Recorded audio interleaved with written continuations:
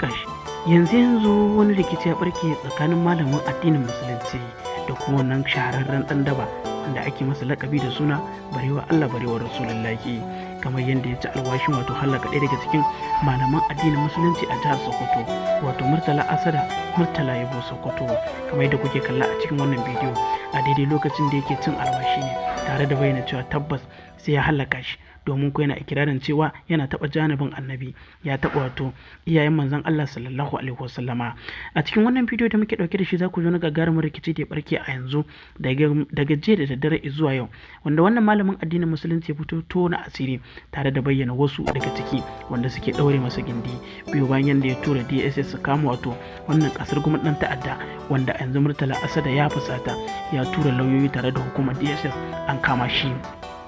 Bayan barewa ya ci alwashin halaka malaman addinin musulunci guda biyu a jihar Sokoto, waɗannan malamai dai sun shigar da ƙara tare da bayyana cewa a tsawatar masa kamar yadda malamansa na ɗariƙa ko kuma tijjaniya za su iya da shi, ko kuma gwamnatin jihar Sokoto. Sai dai fa malamin addinin musulunci ya yi wani bayani inda ya bayyana cewa babu malamin da ya fito masa magana. Wannan dalilin yasa suka ɗauki mataki a hukunci, suka cike takarda suka tura ta dukkanin wani sashi na hukumomi a jihar Sokoto, wanda a yanzu wannan kasar kuma ɗan ta'adda an ƙara tura shi gidan yari bayan ya ci alwashi, wanda ake tunanin cewa an yi wato Murtala Asada Yabo wato ɗaya daga cikin malaman addinin musulunci dodorudo ne, ba fa kama shi akai ba. Ana tunanin cewa kawai an nuna an kama shi ne, amma zahiri ba kama shi akai ba. Wannan yana daga cikin manyan kasurguman 'yan ta'adda wanda suka hallaka mutane sosai a jihar Sokoto, kamar yadda wannan malamin addinin musulunci ya fito ya bayyana irin mutanen da ya halaka da kuma irin kisa-kisan da yake da shi a DSS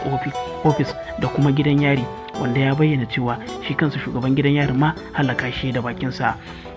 Yanzu za mu sako muku cikakken bidiyo kai tsaye ku kalla. Za mu sako muku bidiyon wannan dan ta'adda a farko ku kalla na cin alwashi da yake akan malamin addinin musulunci, wanda daga bisani sai mu sako muku bidiyon malamin addinin musulunci wato Murtala Yabo Sokoto. Kafin mu kai ka sako muku cikakken wannan bidiyo, muna buƙatar idan wannan shine farkon zuwan ku waɗanda ba su dangwala mana subscribing ba, ku daure ku dangwala mana subscribing kamar haka gami da ƙararrawar sanarwa, domin ku hakan shine ke ba mu damar sanar da ku da zaran mu ɗora sababbin bidiyo. Wannan ce ta albarka mai suna Fuskar Arewa. Bayan kun kalli wannan bidiyo, ku daure ku share ɗinsa domin ƴan uwa da abokan arziki su amfana. Daga bisani sai ku mana comment a sashin mu na com don mu tabbatar da yanku gari cikakken wannan bidiyo mu wallahi yanzu abin da ɗaya muka jira mu ga wane na zai dokan mu mai barewa lauyoyi. Kusa abin mamaki wallahi FR 10 agga mai barewa ta kisa, so ɗaya so 10 ana kai shi da kes na kisan kai, kuma ana kai shi kotu na tabbatar suwa, ana kai shi kuma wasu na amso shi. To yanzu an zo jallahi ya faɗa mugun hannu. Muna roƙon Allah ya saka mu jami'an tsaro da alkhairi, sun yi abin da ya kamata. Mun yi korafi a kansu, sun gyara ko ba su gyara ba, ba su yi ba su da abin da za su yanzu za su kai ma kotu. Yanzu munafukan 'yan siyasa da munafukan sarakuna da miyagun mallamai suna nan suna mitin tun jiya. Mu abin da muka so don girman Allah, in akwai wani ɗan siyasa ko wani basarake da zai sa a sake shi, don Allah ya sa a sake shi. Wallahi abin da ba wuce ka ta kwana lahiya shi ya so. Mutum wallahi abba yin alƙawari sau 14 sai ya kashe malamin mu, sannan mu ganin yana yawo hanyoyi. Shekaran jiya ƙarfe 2 na rana ya tafi bypass da gatari ne da addatai, wai ya ɗauka nan mallam Musa Loko zai bi zuwa gona. Dan ku gano asalin na an gaba shi, su yanzu tashin hankalin su mai barewa na da hannu. In ba su yi tashin hankali ba, in yan matsu zai faɗi da wane su sun kasa da aiki. To muna nan muna kallon ku. Don haka gobe za a je kotu da shi. Haka in barazana za awa alƙali ko umarni za a bashi, ko ɗan siyasa ko basarake ko ƙungiya ta malamai, muna jira. Wallahi mu duk ɗai take gare mu. In mutum ya ce a zauna lahiya, kwacce yana so ranka ka so nashi,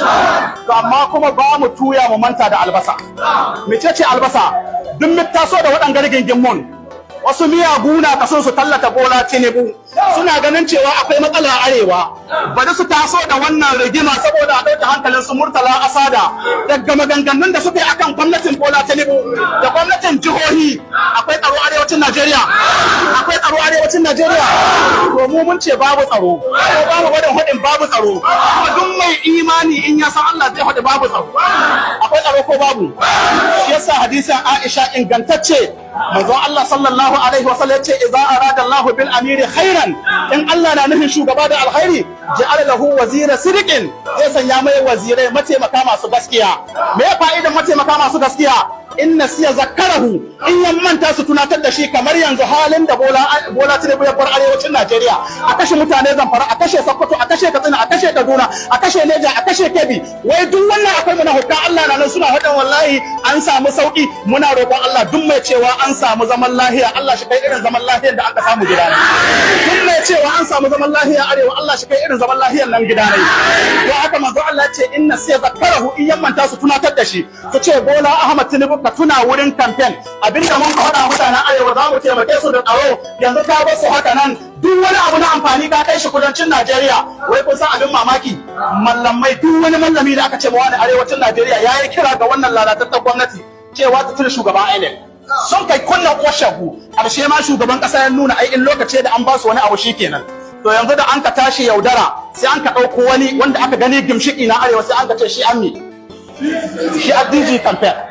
mista sun ka ɗauko shi sun ka ce shi a DG campaign saboda ko kana so ne ko baka so ne ka san yana da wata kima arewa saboda ni saboda wata dama wannan dole ka tabbatar mai falala ce amma tsakaninku da Allah ita wannan gwamnati ba da shi an kai ta ba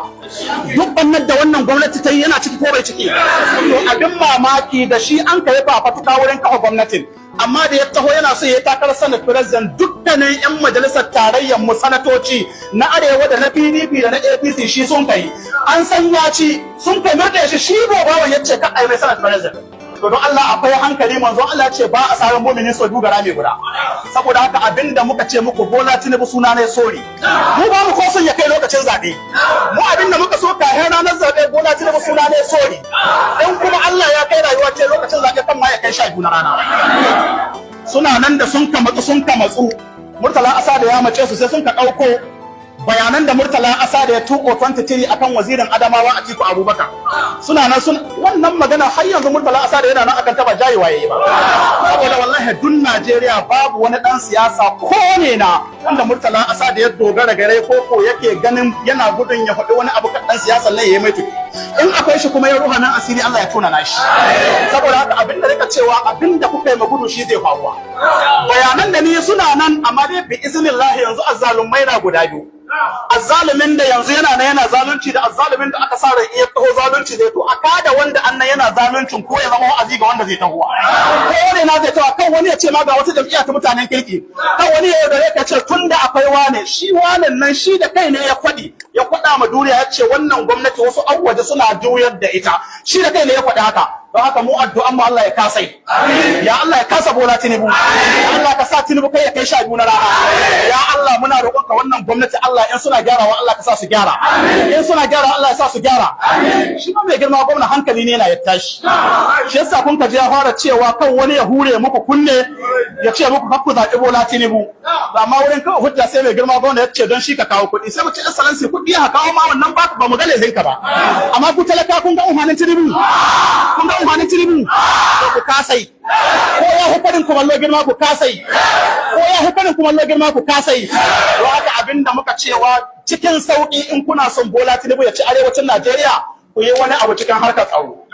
ku yi wani abu cikin harkar tsaro wallahi gabacin Sokoto bai da bambanci da Iraki Zamfara ba ta bambanci